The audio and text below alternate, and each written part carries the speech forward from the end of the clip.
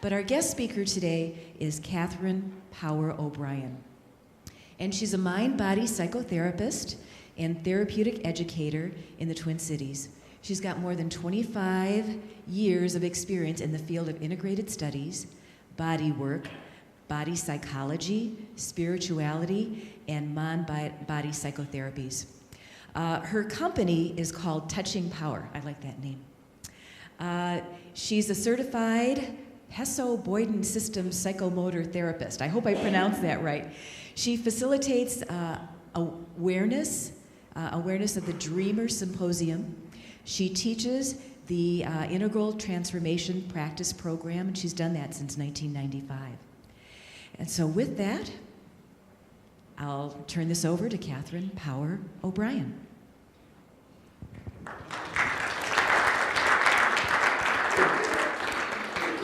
I'm going to stay down here because I feel more grounded rather than up there, and I think I'm tall enough. So can you all hear me? It's wonderful to be back to this community and to see so many coming out on this cold day. When I came upon a book in 1993, I think it was, it took me by surprise how captivated I was by the title. I didn't even want to open it to the first page, and the title was called The Life We Are Given. And as we begin this new year, and we see all the life that has been lost, both on our planet as well as among our human species, unnecessarily, it makes me think that it's time for us to really open our hands, because you have to receive a gift.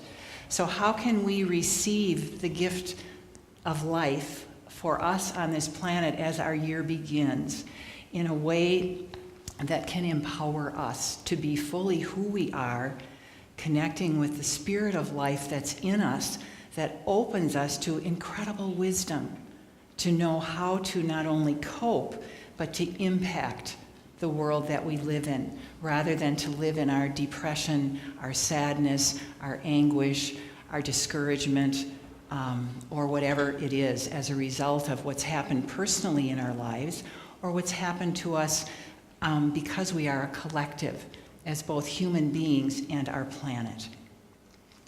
So what I'd like to do today is share with you, and the other piece is that the gentleman who wrote this book was one of the founders of the Human Potential Movement, which is where I really opened up to bodiness and being in my body while I have this wonderful body in life. And his name was George Leonard, and he died in January 2 years ago. And Dick and I went to Esalen to experience the program that The Life That We Are Given gave to the world. He and Michael Murphy, who was the founder of Esalen, in 1995, and that was the other piece. These men are giving this program to the world when everybody is selling their programs. And they're giving this so that people could learn it and give it to other people. And the program, here's one of the things that he says. Ultimately, human intentionality is the most powerful evolutionary force on the planet. And we are all evolutionary creatures. We have evolutionary wisdom if we can touch into it. But it's in our bodies. It's in our instinctual wisdom, which we've all been educated out of. It's in our intuitive wisdom that's heartfelt. So it's when we can connect that instinctual wisdom and the insightful wisdom that comes from the way that our brain operates and the chemistry that it gives to us, connecting heartfully, that we can truly make an impact on our own lives and have a sense of how we can give our gifts and connect to our planet in our time. So, living with intention requires that we live from the heart, and it's hard to stay heartful when we are feeling depressed, when we're feeling discouraged, when we don't have a job and we're looking for it, when all of that's happening. And I was right in there the last 3 or 4 years in terms of my work too. It's like, what am I doing? I need to do something else. I need to listen. So my practice is what helped me to be able to be patient with what was happening. I'm not ready to retire. I really want to do my work. So how can I do that? So all of us have different questions to ask ourselves. But the other thing that I learned from this program, which is life-changing, is when we change the way we weave our experience together, some sort of transformation occurs. When we change the way we weave our experience together. And we get so programmed in our lives with their habitual voluntary movements that we do, and so comfortable in them, even though they're discomfort, the end product is discomforting. So changing the way that we weave our experiences together, some sort of transformation occurs. And I did that today. I usually don't go out on Sunday morning. I stay in my very sacred womb space, which is my studio, and I do my own practice on Sundays. But I came out today, and I knew that there was going to be some synchronistic experiences here, and I've already had 2 of them, and was excited about being here, and I got from there to here. So rather than doing what I feel like doing because it's comfortable and I do it every week, I knew inside myself that this is where I was supposed to be in January. And when I emailed Teresa and said, I'd love to come and be at the community again and think I have something to offer. And anyway, it got a hold of me, and I knew if they got a hold of me, it would work. So there wasn't a lot of, I got to figure this out. It all came from the inside. So, think in your life, take 1 minute to take a moment. What might you change in the way you weave your experience together in order for some transformation to occur? And I just want you to be with that. Rather than the linear New Year's resolutions, which never work because they come linear and they come from the head. Well, if I do this for 2 weeks, or I remember Lent, well, if I give up candy for 6 weeks, I'll be much better. Well, better at what, or what for? Because I'm denying myself. Okay, so if we change our framework, what do I need to change in order to weave my experience together differently? And I'm going to give you some opportunities to be with that. And I thought this is a good time because of the time of year when it's hard to be in Minnesota, even though those of us that do love to ski or do outdoor things, snowshoe, it can still be difficult as we get older to motivate ourselves to get out there.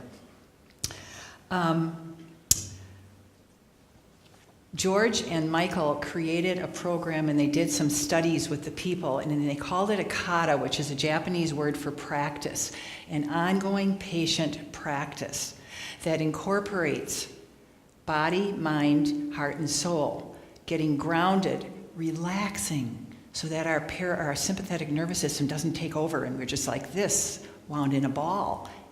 And it affects our body and it affects our being. So grounded, relaxed, aware of what's going on in our bodies, aware of what does that information mean when I feel tense all the time in my back, or when this is happening or that's happening. Aware, centered, moving from our center, so we're not always overreaching this way or that way, and then we kind of get off course. And then energized, and I don't mean energized, woo, hooped up, but energized from within that says, oh, and then we know what the next step is. And the next step will lead to the next step. The only reason we need a plan is so we have something we can deviate from.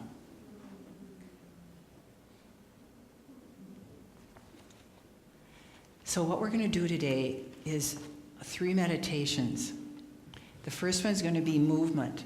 And so I'm going to ask you all to stand and get in a comfortable position, and your feet about shoulder width apart. And if you want to move out into the aisles, feel free to do that, and maybe I should move up here so you can see. And And the first is, I'm going to take you through, again, living in grace, which means it's an acronym for being grounded, relaxed, aware, centered, energized. And this is a piece of the practice that I teach, in the class that I teach. And it's meant to be done in community. And the wonderful thing is in teaching it, there is a community, but if the community can't always get together, George created a video. So you've got a community there that you can work with. And it's intergenerational, which I love. Okay, so grounded. Find a point of looking down and forward, and hands kind of at your sides. And I want you to focus your attention on your tailbone, okay? First chakra, tailbone. And sending that energy as you breathe down your legs, down into your feet. Let your knees be slightly bent so they're loose, just loose. And imagine one of the great trees in the rainforest, or the great trees, the sequoias, and those roots moving down from your tailbone through your legs. You're connected to that treeness. The roots going down deep into the earth through that moist soil. And from that moist soil, they move deeper into the bedrock. And we think of rock as dead. Rock is alive. And they wind the roots around that bedrock. So you're solidly as that tree. And remember, as you breathe in the oxygen that the trees give to us. That's why we need those rainforests. And you exhale the carbon dioxide that the trees need from you so that they can continue to be alive and grow. So using that image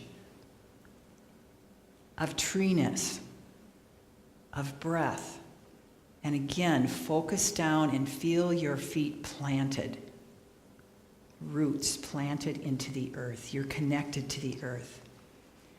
Okay, and from that place, I would leave you a little longer, but I want to keep us moving. Use your knees as shock absorbers, and we're going to relax. Grounded, relaxed, and even that, you can feel your feet moving more firmly connected. So shake a little. The Shakers used to shake. Did you ever? I studied American history quite a bit, and the Shakers used to shake. So let your knees designate it, so that then from your knees, maybe your hips start to shake, and then your arms and your shoulders start to shake, and just let yourself shake out any tension, any tightness in your body. Even you can make a sound. Ah, ah. Open that throat chakra. Let all of your worries and your woes and your fear and your anxiety be just shook out. Okay. And then stop and see what you notice. Tingling sensations. All of those sensations are energy that you can feel. And it's always there, but it's not moving. It gets stuck. And then it doesn't talk to our cells.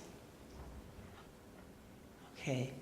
So this is when the parasympathetic nervous system begins to say, oh, renew yourself in this quiet, in this openness that happens. Okay, so grounded, relaxed, aware, being aware of the sensations and pulsations in your body, and being aware of what's going on around you, but without losing that sense of focus with yourself, which is what always happens to us.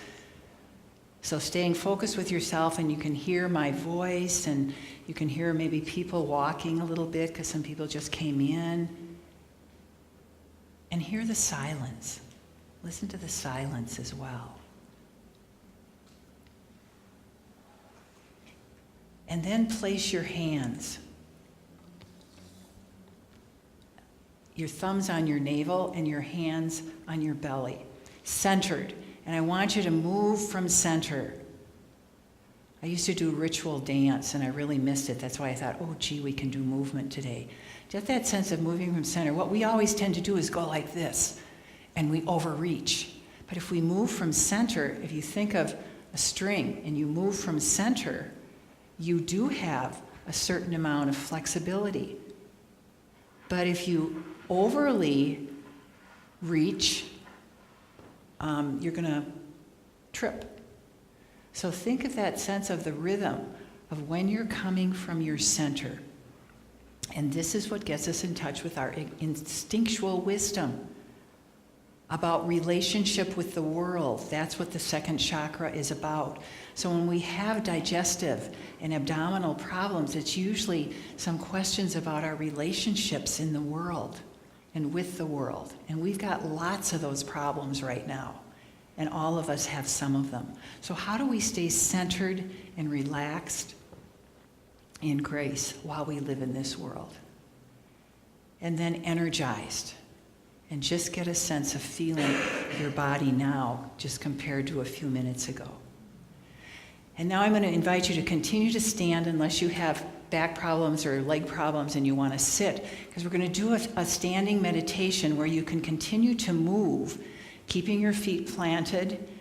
And this is an Eva Cassidy song called How Can I Keep From Singing? And this is the life we are given. And what I'd like you to think about is you've been given this life, and taking it in for yourself this day with gratitude, finding all, and see what comes up for you. Don't try to think about what am I grateful for. Just see what comes up for you.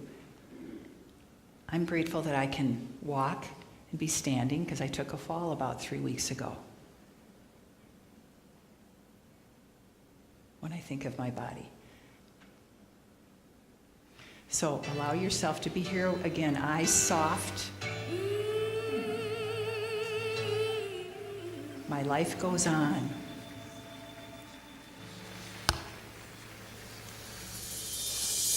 My life goes on in endless song above its lamentation.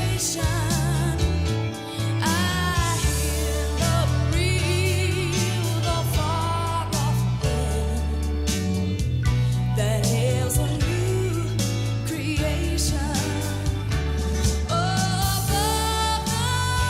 And see what your body wants to do. Feel the rhythms.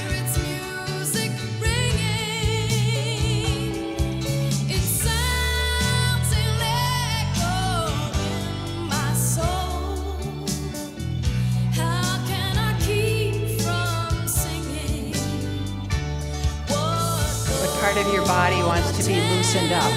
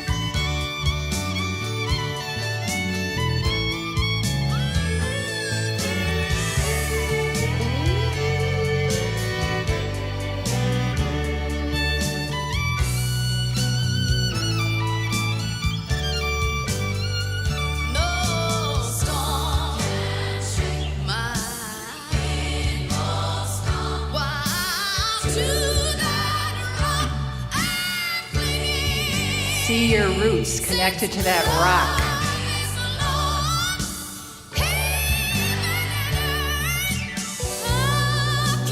The strength of that rock.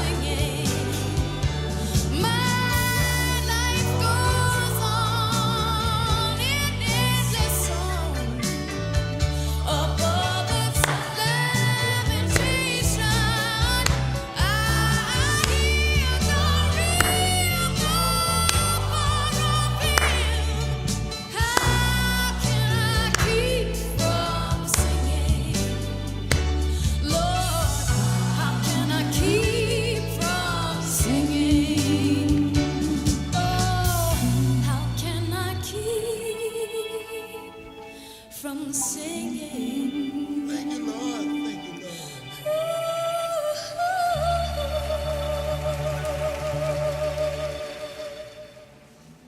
Lord. Okay, just pay attention and see what came up for your sense of gratitude. Simple as, gee, my body moves. Oh, I feel graceful, full of grace. When we're grounded, relaxed, aware, centered, energized, we can feel that sense of grace. Okay, I invite you now to have a seat.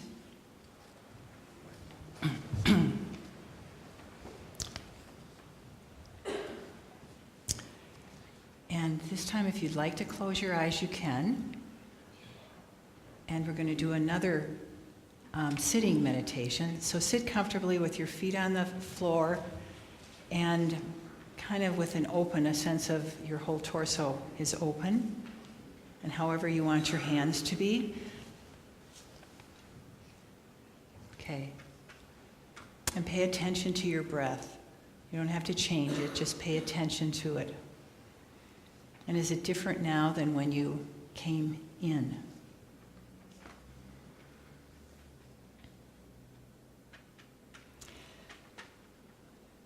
So breathe in an image or a sensation of spirit energy. What's an image or a sensation? An example of that might be a babbling brook.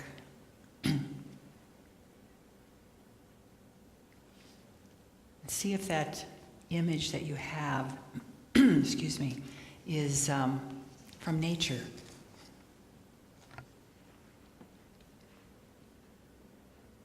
And breathe it into this present moment, bringing ourselves into the present moment and letting go of preoccupation. So if you're thinking about the wash you have to do when you get home or something you forgot, just let it go. Put wings on that thought and place it on a puffy white cloud. And turn back to your breathing, into that image.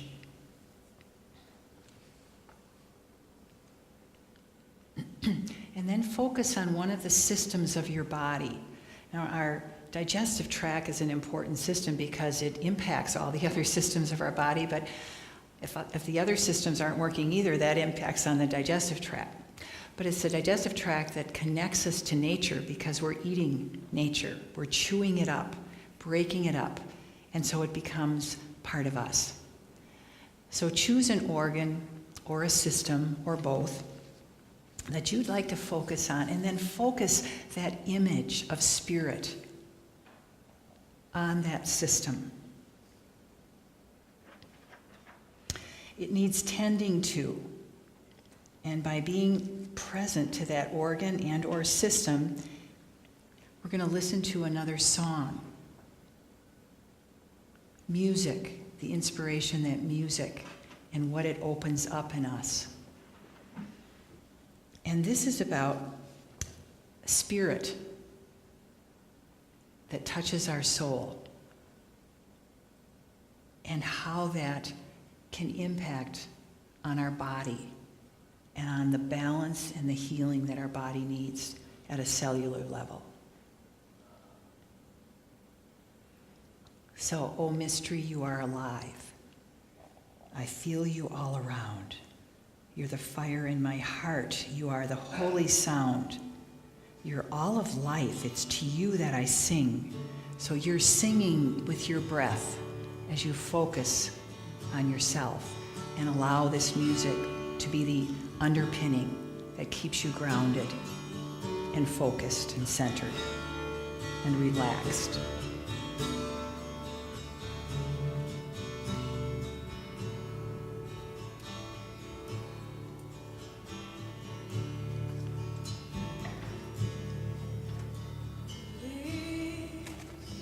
In the sea of a tree as it grows, you hear it if you listen to the wind as it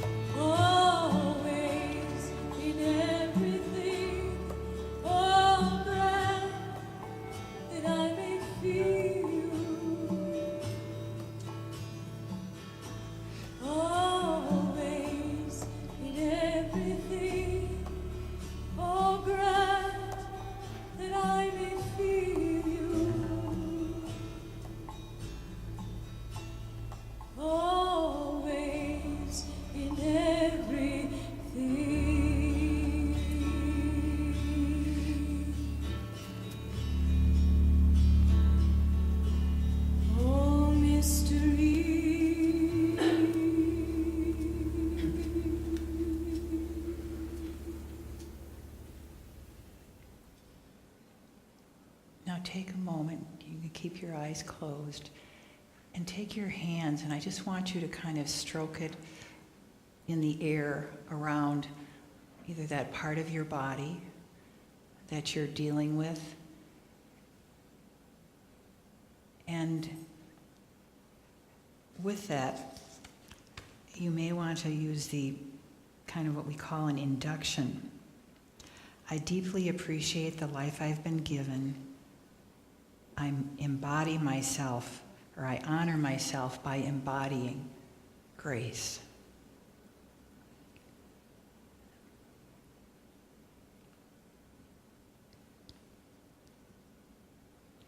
Or I embrace my heart with love and compassion. Or whatever part of your body, I embrace my right knee with love and compassion.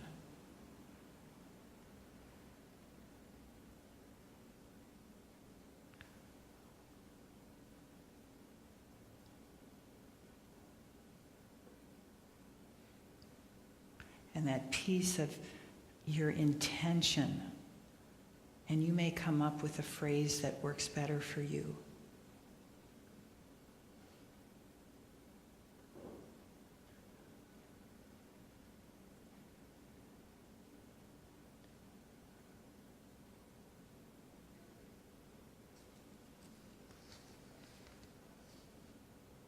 Thich Nhat Hanh has this wonderful statement. We come back to live in the wonderful present, to plant our heart's garden with good seeds. And that's what we're doing today, is planting our heart's garden with good seeds.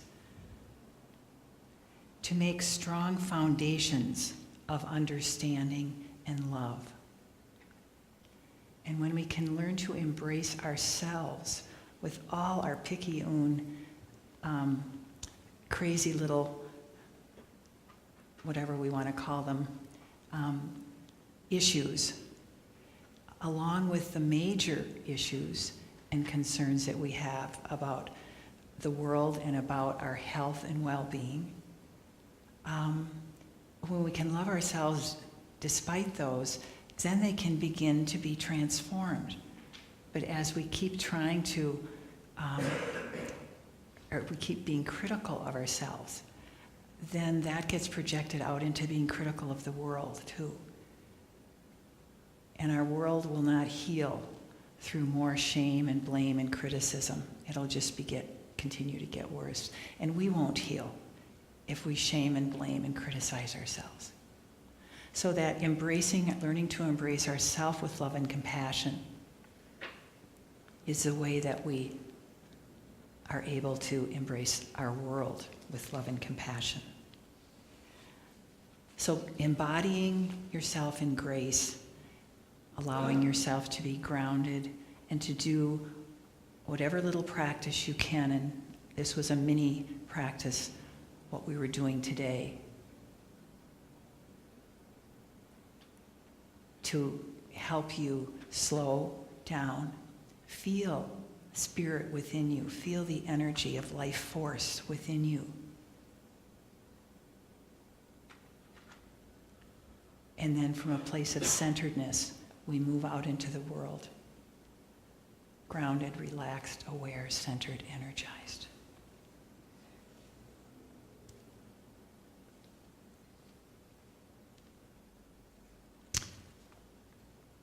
Tia? Let's begin by, we're holding hands, okay? And let's take those hands and cross our heart and say, I embrace myself with love and compassion. I embrace myself with love and compassion. And then around the shoulders, I embrace this community with love and compassion. And let us turn out. I embrace all beings beyond this community with love and compassion. I embrace all beings beyond this community with love and compassion. And now we have a reading with Tia.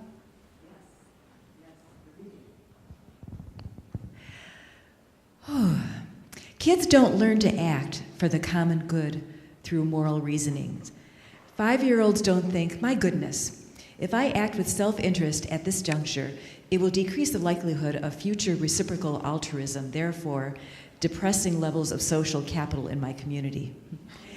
Kids don't learn to care for the well-being of others by thinking, they do so by feeling. Imagine how that person feels. Imagine how you would feel if that were done to you. Barney and Mr. Rogers, rather than Immanuel Kant and Soren Kierkegaard. A world in which goodness is an act of intuition rather than an act of reasoning, as well as a world in which cynicism and distrust are not yet commonplace. This must do interesting things to an adult who spends lots of time around young kids, this world of trust and intuition-based decency. Say a teacher or school psychologist or principal in a suburban Connecticut elementary school. And then it happens, a circumstance that no human can anticipate, a moment of horrific menace where there's only a reflective instance to decide whose well-being comes first. What happens then? What happens? Anne-Marie Murphy, Don Hochsprung, Lauren Rousseau, Mary Sherlock, Rachel Avino, Victoria Soto. That's what happens. And the rest of us can only stand in awe at the heartbreaking beauty of what they did. That's what happens. And the rest of us can only stand in awe at the beauty and heartbreaking beauty of what they did. And let our compassion flow out to their families and flow out to all teachers who learn intuitive, loving wisdom as they're instructing children, not only in content, but in how to relate in the world. We embrace all of them with gratitude, and we embrace those 5 women with gratitude and send love to their families. And our closing meditation is a song by Joni Mitchell, who I hadn't heard from in a long time. Some of us here are from her generation. And it's called Let Your Light Shine. Those five women let their light shine, and they didn't think. They just had it inside themselves on what to do. Yes, they'd practice some ways of, keeping kids safe, but it was instinctual. So Joni Mitchell has a wonderful, wonderful song. So think about how your light is shining, how you're feeling that you're living in the grace and gratitude of having another day of life, another year, hopefully, and how you can let your life continue to shine, because if it shines in you, you will have the capacity to assist in whatever the issues or concerns are that you have in the world.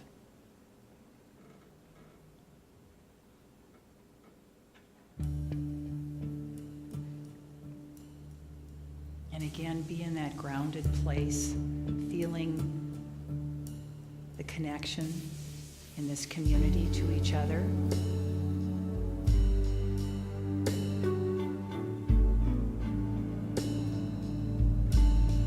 And if you feel so moved, to put your arms around each other's shoulders.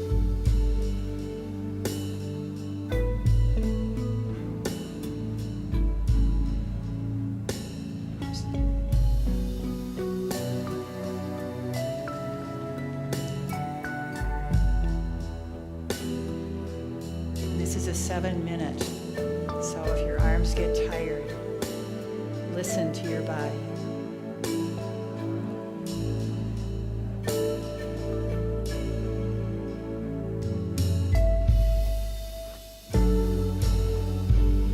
Oh, let your little light shine.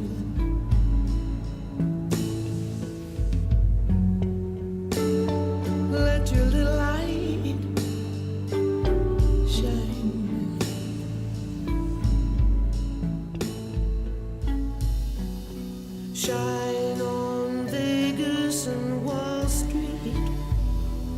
Place your bets. Shine on all the fishermen with nothing in their nets. Shine on rising oceans and evaporating seas. Shine on our Frankenstein technologies. Shine on science with its tunnel vision. Tunnel vision. Shine on fertile farmlands buried under subdivisions. Oh, let your little light shine.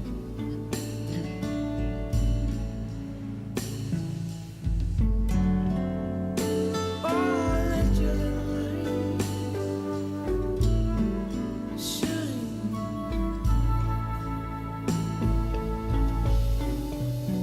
Shine on the dazzling darkness that restores us in deep sleep.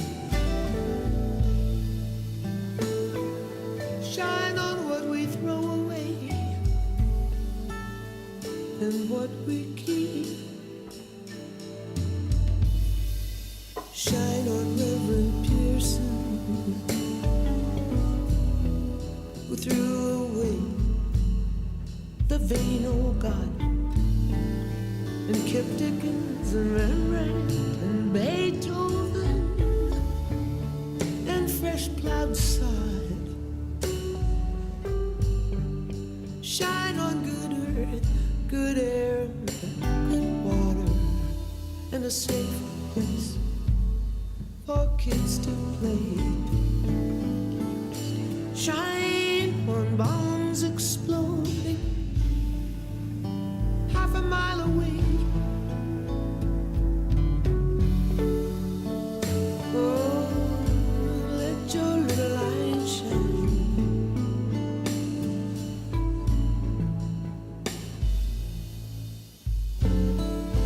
Let your little light shine. Shine, shine. Shine on worldwide traffic jams, honking day and night. Shine on another asshole passing on the right. Shine on all the red light runners busy talking on their cell phones. Shine on the Catholic Church and the prisons that it owns. Shine on all the churches. They all love less and less. Shine on a hopeful girl in a dreamy dress. Oh,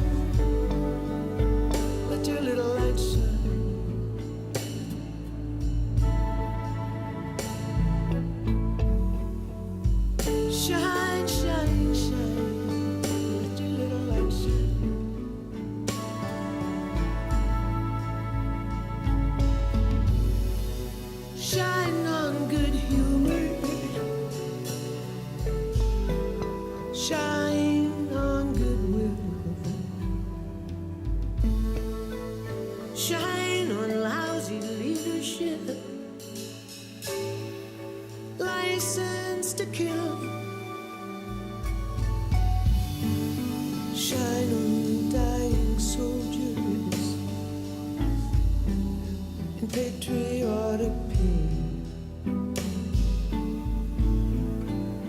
Shine on mass destruction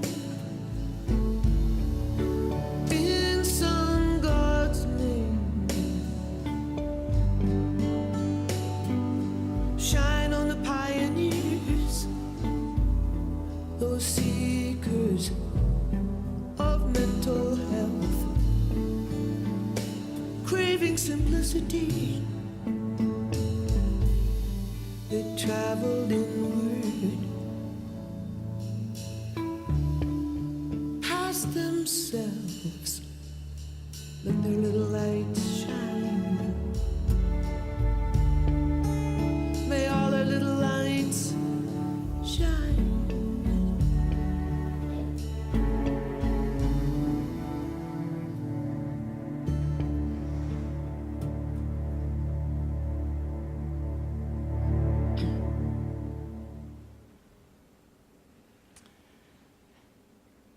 And may we all go in peace and let our little life shine. And namaste. Namaste. Turn to the person to your left and right. May the holy in me shine as I honor the holy in you shining.